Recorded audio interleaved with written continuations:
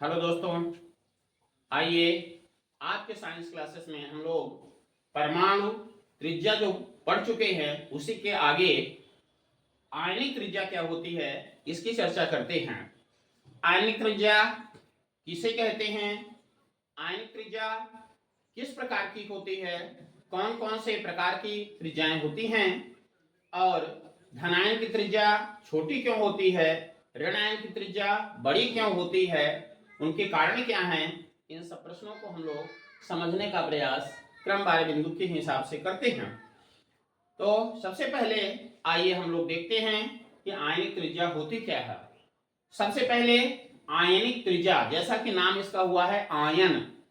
Ion क्या होता है, जब किसी परमाणु में से एक या अधिक इलेक्ट्रॉन निकल जाता है तो ऐसी स्थिति में जो परमाणु होता है, इलेक्ट्रॉन के निकल जाने पर धनावेश की मात्रा बढ़ जाती है, तो ऐसी स्थिति में वह धन आवेशित हो जाता है, अर्थात उसके ऊपर धनायन का प्रभाव ज्यादा हो जाता है।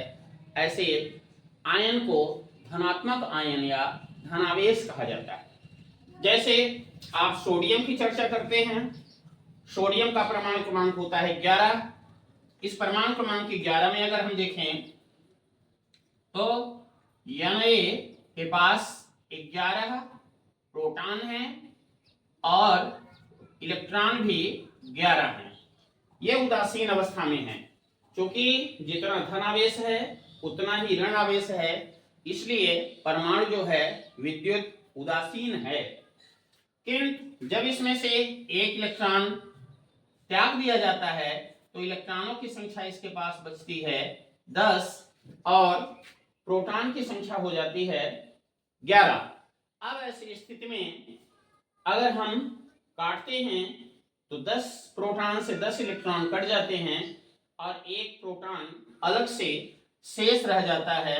इसलिए ऐसी स्थिति में इसके ऊपर एक प्लस का प्रभाव दिखाई देता है, इसको कहते हैं सोडियम प्लस आयन। इस प्रकार से सोडियम धनायन का निर्माण हो गया। अगर हम चर्चा करें क्लोरीन की तो परमाणु क्रमांक 17 है, अर्थात इसमें प्रोटॉन जो हैं वो 17 हैं और इलेक्ट्रॉन जो है ऋणावेशित वो भी 17 है। प्रोटॉन और इलेक्ट्रॉन की संख्या बराबर बराबर 17-17 है, इसलिए अभी ये उदासीन अवस्था में है।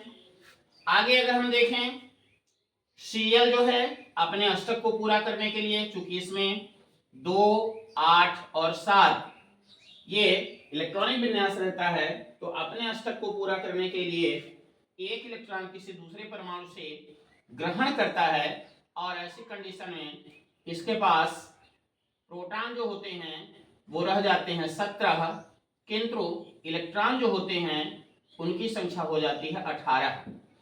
अब आप देख रहे हैं यहाँ प्रोटॉन का प्रभाव कम हो गया, इलेक्ट्रॉन का प्रभाव ज्यादा दिखाई दे रहा है, अर्थात इलेक्ट्रॉन जो है एक की मात्रा में ज्यादा है तो यहाँ Cl माइनस हो जाता है। इस तरह से धन आयन और ऋण आयनों का निर्माण होता है। तो धन आयन की जो त्रिज्या होती है उसको धनायन की त्रिज्या कहा जाता है, ऋणायन की जो त्रिज्या होती है उसको ऋणायन की त्रिज्या कहेंगे।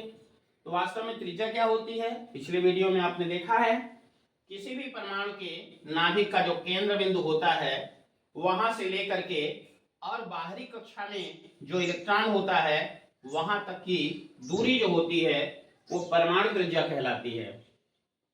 आयन में आप देखते हैं ये क्योंकि इलेक्ट्रॉन जब निकल जाता है तो आयन में क्या होता है, त्रिज्या घट जाती है, क्योंकि इसके अंदर जो धनावेश नाभिक के अंदर रहता है वो इलेक्ट्रॉन को अपनी ओर खींचता है और इलेक्ट्रॉन बाहरी कक्षा में जो इलेक्ट्रॉन रहता है वो अंदर की ओर खींचे जाने के कारण इसकी त्रिज्या जो होती है परमाणु त्रिज्या की तुलना में छोटी हो जाती है।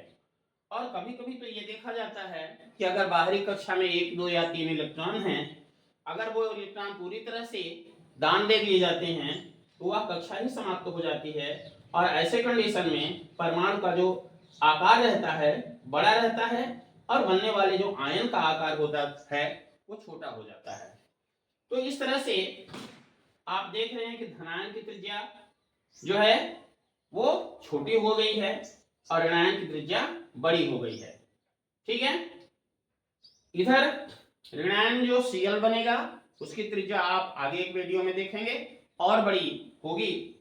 तो इस तरह से ये कहा जा सकता है कि किसी भी आयन में नाभिक के केंद्र से लेकर के इलेक्ट्रॉन अभ्र के प्रभावित क्षेत्र तक की दूरी को आयनिक त्रिज्या कहते हैं।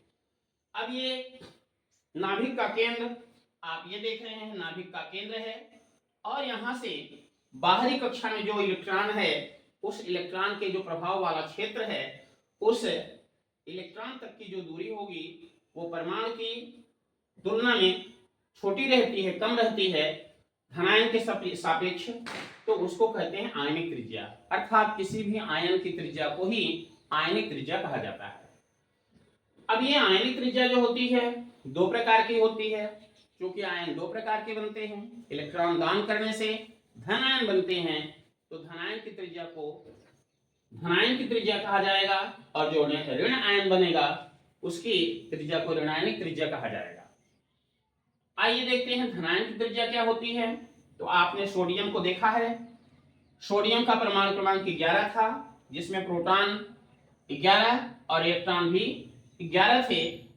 ठीक है, और जब ये इलेक्ट्रॉन का दान करता है तो ऐसे कंडीशन में एक इलेक्ट्रॉन का दान कर दिया और उस कंडीशन में नाभिक के अंदर प्रोटॉन की संख्या ज्यादा हो गई और कक्षाओं में इलेक्ट्रॉन की संख्या कम हो गई, जिसके कारण 10 प्रोटॉन से 10 इलेक्ट्रॉन का प्रभाव कैंसिल हो जाता है और एक प्रोटॉन का प्रभाव इस प्रकार से दिखाई देता है।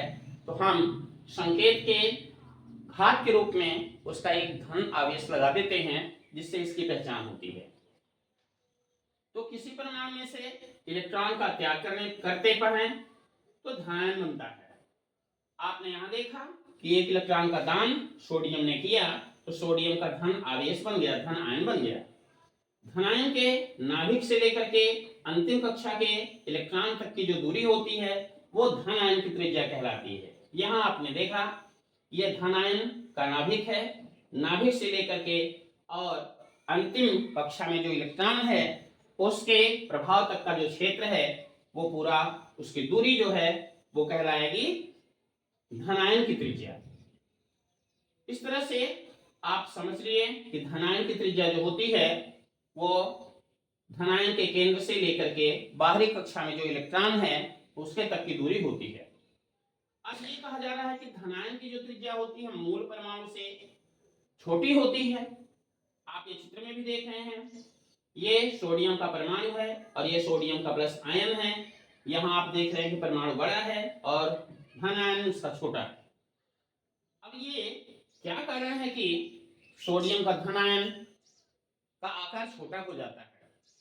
तो धनायन की त्रिज्या मूल परमाणु से छोटी होती है क्योंकि इलेक्ट्रॉन त्यागने के बाद कक्षा में इलेक्ट्रॉन की कमी हो जाती है। क्या आप देख रहे हैं आप, सोडियम का परमाणु क्रमांक जो होता है 11 होता है, पहली कक्षा में 2, दूसरी कक्षा में 8, तीसरी कक्षा में 1 इलेक्ट्रॉन रहते हैं। जब एक इलेक्ट्रॉन का ये त्याग कर देता है तो ऐसी कंडीशन में इसके पास 2 और 8 अर्थात 2 ही कक्षाएं बचती हैं और ये तीसरी बाहरी कक्षा जो है समाप्त हो जाती है। साथ ही आप देखते हैं कि चूंकि इलेक्ट्रॉनों का त्याग हुआ है तो कक्षा में इलेक्ट्रॉन की कमी पड़ी है, नाभिक से प्रोटॉन का त्याग नहीं हुआ है तो प्रोटॉन की संख्या ज्यादा है। अर्थात ये कहा जा सकता है कि पहले की तुलना में अब नाभिक का जो आवेश था वो बढ़ गया, फलतः धन आवेश बाहर स्थित ऋण आवेश को जिस क्षमता के साथ पहले आकर्षित कर रहा था उससे क्षमता बढ़ गई है। धन आवेश बढ़ जाने के कारण नाभिक की आकर्षण बढ़ गया है और उसके चलते इलेक्ट्रॉन अंदर की ओर खींच रहे हैं और उस खिंचाव के कारण जो आकार है वो छोटा हो रहा है। इस तरह से आपने देखा कि नाभिकीय आकर्षण बढ़ता है। क्यों बढ़ता है? इलेक्ट्रॉन के त्याग के कारण। तो उसके प्रभाव से नाभिक में आकर्षण बढ़ा और इलेक्ट्रॉन प्रबलता से नाभिक की ओर आकर्षित हो रहा है, खींच रहा है, जिसके कारण आकार जो है छोटा हो रहा है। इस तरह से कहा जा सकता है कि धनायन की त्रिज्या उसके मूल परमाणु से छोटी होती है। उदाहरण में भी आप यहाँ देख रहे हैं सोडियम 11 जो परमाणु क्रमांक है, 2, 8 और 1 इलेक्ट्रॉन है। और यहाँ आप देख रहे हैं 2, 8 और 0, अर्थात वो बाहरी कक्षा समाप्त हो गई। अगर हम त्रिज्या की चर्चा करें तो सोडियम परमाणु की जो त्रिज्या होती है 1.57 एंगस्ट्रॉम होती है, और सोडियम धन आयन की जो त्रिज्या होती है वो 0.95 एंगस्ट्रॉम होती है, जो छोटी है। यानी की तुलना में यानी प्लस की त्रिज्या जो है वो छोटी है। आप यहाँ उदाहरण से देख रहे हैं, यहाँ चित्रों से भी स्पष्ट हो रहा है। इस प्रकार से कहा जा सकता है कि धनायन की त्रिज्या उसके मूल परमाणु से छोटी होती है। अभी आगे आप देखेंगे ऋणायन की त्रिज्या क्या है और कैसे उसका निर्माण होता है, परमाणु से उसका संबंध क्या है। तो इस तरह से ऋणायन की त्रिज्या के बारे में भी आप समझेंगे।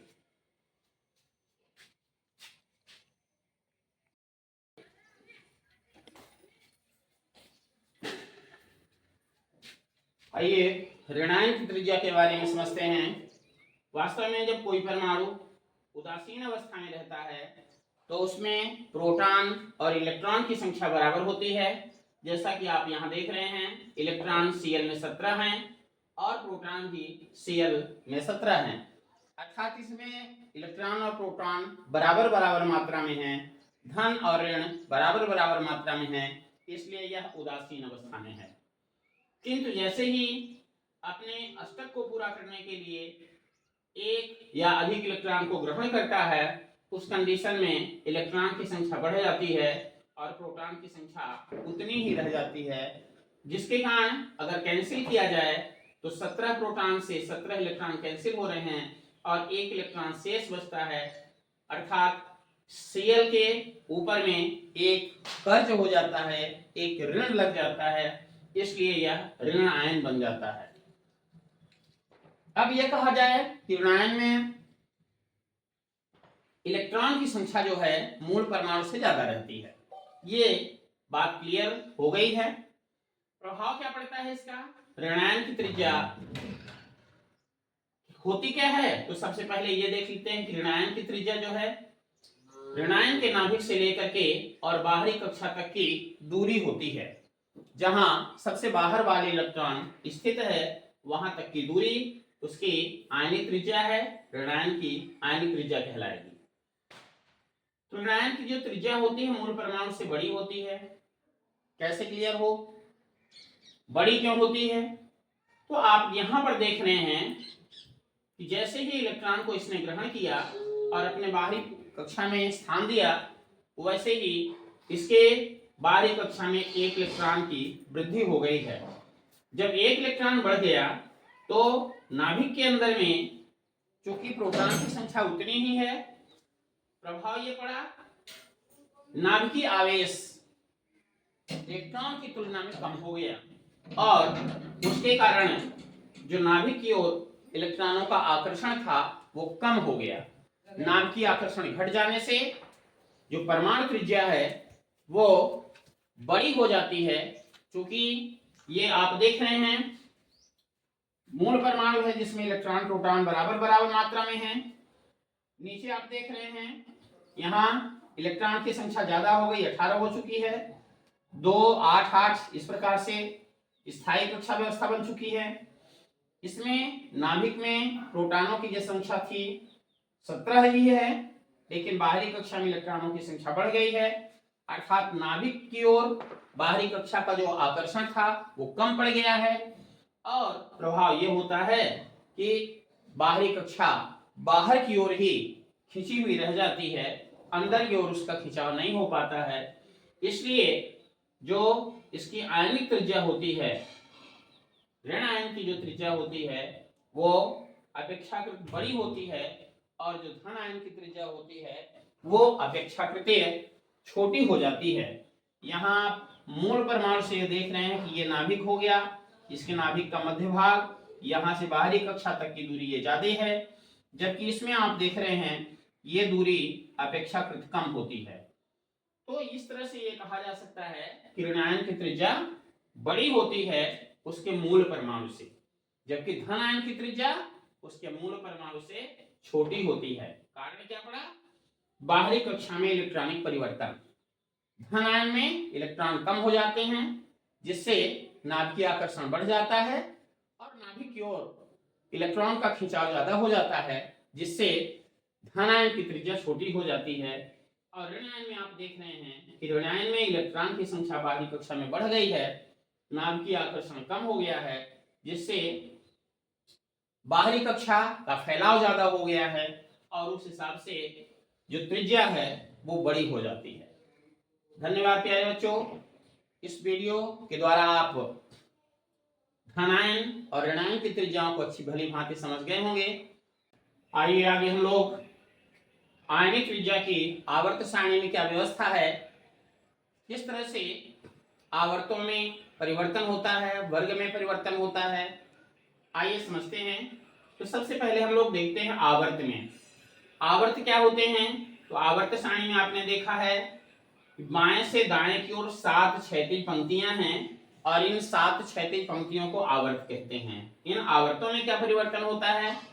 तो देखिए आवर्त में ये आप देख रहे हैं, यहां से आप देख रहे हैं ये लिथियम आयन है, बेरिलियम आयन है, बोरान आयन है। ठीक है, तो इसमें आवर्त में आप चल रहे हैं तो ये देखिए साइज आपको घटता हुआ दिखाई दे रहा है। यहां 060 है, 031 और 020।